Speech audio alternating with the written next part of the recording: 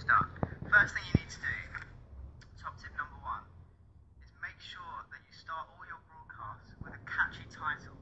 You know, it's the first thing that people are going to see. There's a couple of ways to be discovered here on Periscope. One in the global tab, which is a list of all the streams globally now. And two, like we just did, sharing other people's broadcasts. If you're in the global tab, there are hundreds of other streams. Your stream needs to stand out. The best way to do that is with a catchy title. You know, so make a title that is going to bring people in, click on you, click on your video, and then watch you. Okay, because the first thing you need to do is get people into your video, and then it's up to you to make them stay. So make sure that you've got a catchy title. The other thing to say about the title, guys, is make sure that the title is going to work both for your live video, but also when it gets uploaded as a replay and lasts for 24 hours.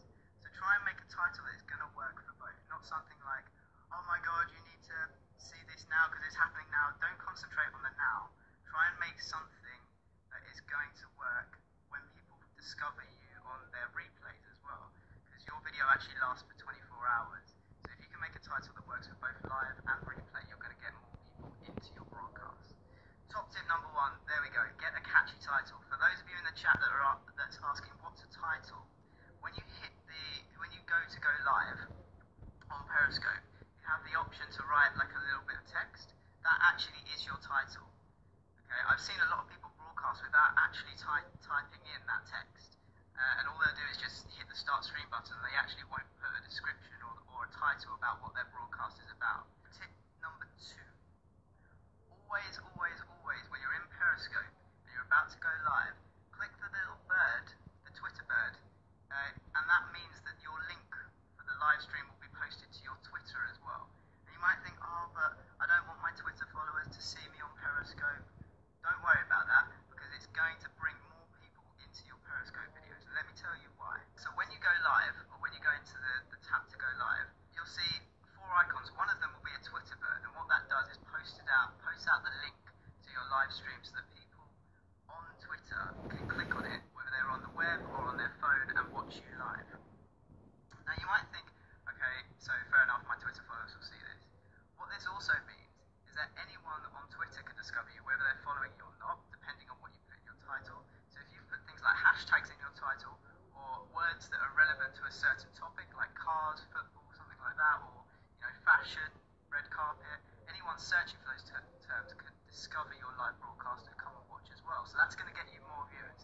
But the other thing to say is there are now services that are scraping Twitter. By scraping Twitter, I mean like they're automatically searching Twitter for the beginning of that tweet, which is live on Periscope. And then it will pull your broadcast in, and you will be included in a list of people that are currently live on Periscope. A service like this now, currently up and running, you can go to it on your computer if you've got a computer in front of you. It's called streamalong.tv, and it's basically a web viewer for Periscope. So this will only work though, it will only pull your stream into streamalong.tv if you tweet it out, if you click that Twitter bird. So this is another great way to get more viewers into your Periscopes, and that will lead to more views and more hearts and hopefully more follows for you as well. So always have the Twitter bird ticked when you go live, because that means that Periscope, other Periscope services like Streamalong TV, it's written there in the chat, just take away the space, because it's all one word, it's a web address, streamalong.tv. They'll find you, you'll be able to be discovered also for people searching for things on Twitter. So if you have used words, I don't know, let's say that Sunday Brunch is live on TV. If you've used words like Sunday Brunch in your Twitter title, people searching for Sunday Brunch are going to find you. Is your phone on a tripod? Let me show you what I use. This is one of the #1 questions that I get here. Let me take it out. It is, oh, I need to flip. It is basically, and sorry for the mess, a suction cup mount with one of those cheap selfie stick holders on. So you can literally just like slip your phone in. These things are quite expensive, but you can get really cheap like suction cup mount holders. Actually, I don't want to take it off, because otherwise I will never get it back to the way it's supposed to be. But yeah, it's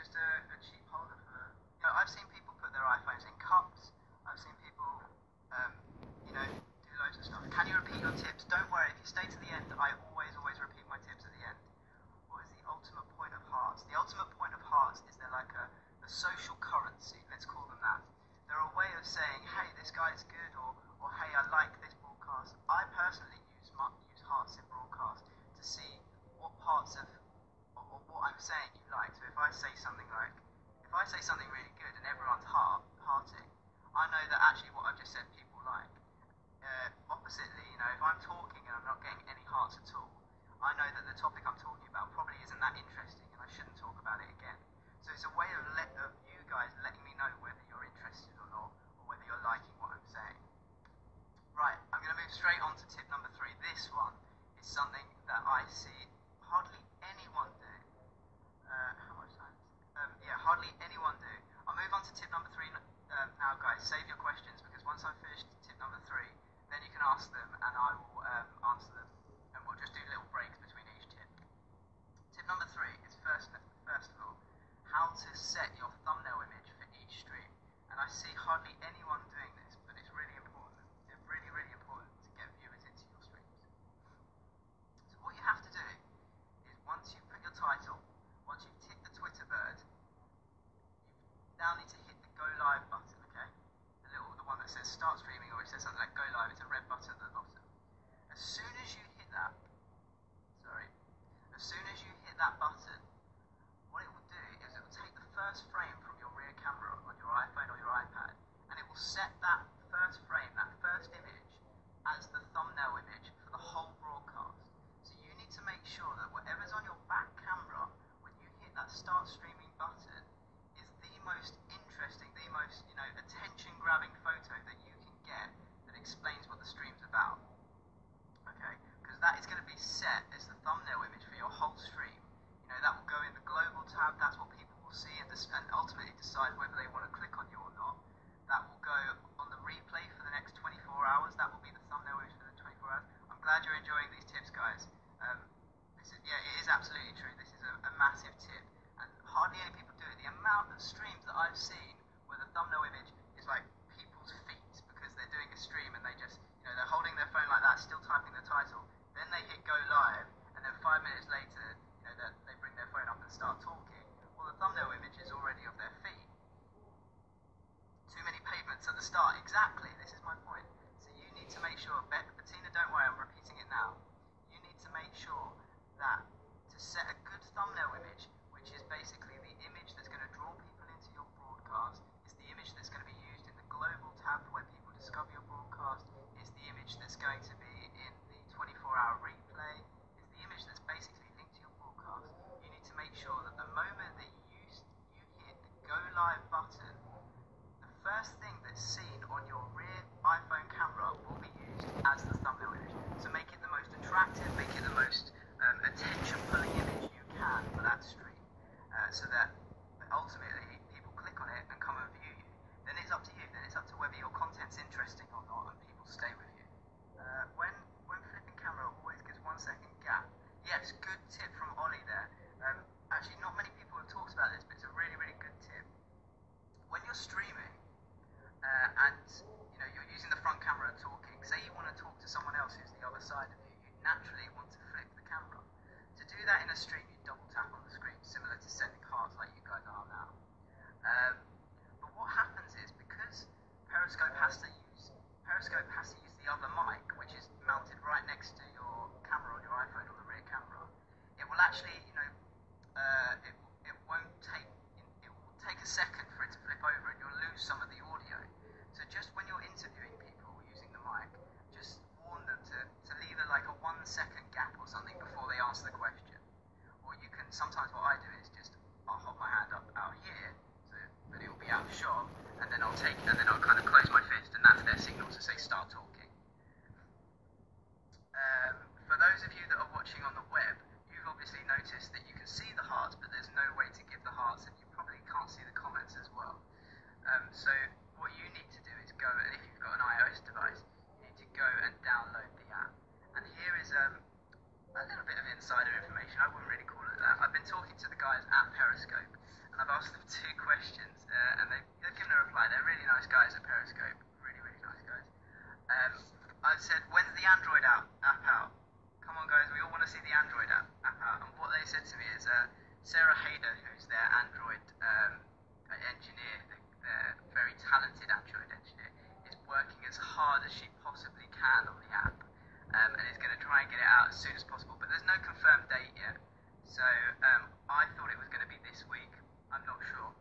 You met with them last week? Great, yeah. She's an incredibly talented Android developer, and we really, really hope that that Android app is going to be out soon. The other thing that they did mention to me, though, which is kind of a little bit of a scoop, is that there is an update to the iOS app coming very soon. It's their 1.0.3 update. They haven't revealed to me what's going to be in it, but they've said they're working on this they're working on this iOS update, which should be out very, very soon. So it'll be interesting to see what that update has inside it. Right. Any more questions in the chat? And I will. Oh, someone's saying landscape mode. Yeah, that would be interesting. Any more questions in the chat? If not, I'll move on to tip number 4 of 5. And it's another huge, huge tip, similar to the thumbnail image one, that I see people making a mistake almost every time that they go broadcasting. They hit broadcast now. And it's simply this. You've put your title, you've ticked the Twitter button, you've hit the go live button, and you've got your great thumbnail image. And now you're doing this. The amount of people that just stare at their phone like this for the first 30 seconds until they then see XYZ has joined the broadcast. And then they'll just be like, oh hey. So the first 30 seconds is them staring at their phone. Ollie's saying, ha ha ha, guilty. And you might think that's okay. And actually for a live broadcast, it would be okay. But what people need to remember is that this isn't just a live broadcast. You've got a 24-hour replay as well. So anyone coming back and then watching that replay, they watch it from the start. So that means that the first 30 seconds that they're seeing is you going like this. Not saying anything, just staring at the camera or staring at your phone. And that's an instant turn off. Because you might never have met that person before. You might never have seen one of their broadcasts or know what they're talking about. But you're suddenly just staring at their awful beard that I've got currently going on here. They're not saying anything. They're not doing anything. And, after 10 seconds, you're probably going to go and watch another stream. So my number 4 top tip is as soon as you press that go live button, that is also your cue to start talking. Now you don't have to start giving your tips away. You don't have to start whatever your broadcast is about. You don't have to start going straight to that. You can do a really nice welcome. You can say like, oh hey guys, how you doing? I hope your day's okay. As long as you start talking, as long as you start engaging, then that's going to be better. Anything is better than staring at your phone, not saying anything. Because the worst thing I see on streams is people staring at their phone for 30 seconds and then going, oh, John's joined. Hi John, how are you doing? And then he sees other ones, and then he goes into it. What you want is for people that are watching on the replay, you want to grab them at the first moment and get them straight into it. So as soon as you hit that go live button, that's your cue to start talking. How the hell do you get followers if they aren't in Periscope new to this? Sorry, no worries. This is your, I'm giving tips on how to get followers. These are mainly followers who are already in Periscope, but also that one about always having the Twitter bird ticked. That's then going to tweet out to Twitter. That's going to help you pull in followers from Twitter. The other thing that you guys should be doing if you want to get Periscope followers is, is that Emmy that's just said, share it on other broadcasts. You need to tell people that you're on Periscope. No one's going to come and follow. No one is going to come and follow you off their own back. You need to tell people and bring them in. Tell them how good the app is. Show them where to download it. Tell them what your app name is. If you go to my Twitter now, the pinned post on there is, thank you guys so much for reaching 13,000 or whatever it was followers at the time. Here's how you download it if you don't already follow me. So it's all about self-promotion. And you guys should be doing that as well. Don't bug your Twitter followers. But if you're in a discussion with them, or if they're talking about Periscope, just give them a nudge on the shoulder and say, hey, make sure you follow me because I do this and I do this and I do this on my Periscope. So yes, I really, really hope you're finding these tips useful. We have one more tip to go. Tip number 5 is, you're now live, okay? You've started talking. The first thing you need to do is have an introduction, like we said, so that you're not just staring at your phone waiting for people to come. In that introduction should be a call, or what we would call, say, a call to action to tell people to share the broadcast with your friends. This might seem, you might think, oh, this is just a stupid tip, but it's obvious. But let me reveal why you need to do this. One, so that people, obviously you get more viewers in the live show, so that people come and watch you live. But more importantly, and I genuinely feel more importantly than this, is not necessarily about the live show with this one. It's about the replay. And I'll tell you why. When people share your broadcast to their friends, when they go and share it to all their friends on Periscope, your broadcast will then last for 24 hours as a replay in everyone that they've shared it with's timeline. Okay? That means that if they didn't get to watch you live, when they next come back on Periscope, they have another chance to discover you. For the next 24 hours, you are going to sit on their phone. Your name will be on their phone. They can watch you. They can then discover you. And they might even follow you, heart you.